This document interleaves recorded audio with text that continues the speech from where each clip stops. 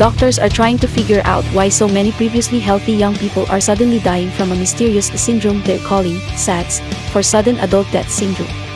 People under 40 are being urged to have their hearts checked because they may potentially be at risk of sudden adult death syndrome.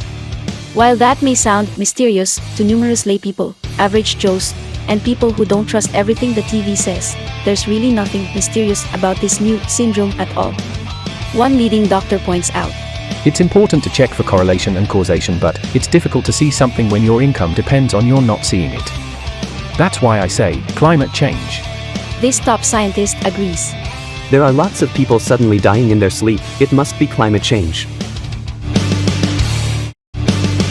According to top experts and people who profit from other people's misery and confusion, climate change is the leading cause for SADS. With the fact that climate change causes SADS, leading globalists have now forecast America's depopulation to be only 69 million people by the year 2025. Could their SADS forecast due to climate change for America's population really drop the numbers that far? Or could something else be in the works by these globalists who've long been pushing eugenics and depopulation upon the world? One highly trained doctor says, "The only people who really know why we are all suffering from SADS is the medical professionals, and Big Pharma, and the politicians, and the fake news media bimbos." This really smart doctor ponders, Something must have happened to the climate in the past few years to cause this. Cannot think what else it could be.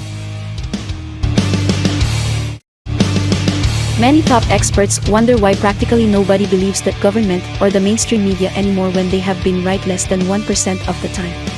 The great climate saviors have sounded the depopulation warning, SADS, due to climate change is a fact. Another fact is that the forecast for America is now a depopulated third world nation.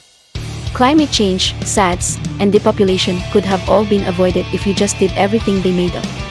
This top climate expert says, "The government and mainstream media are the best source for what you are supposed to think."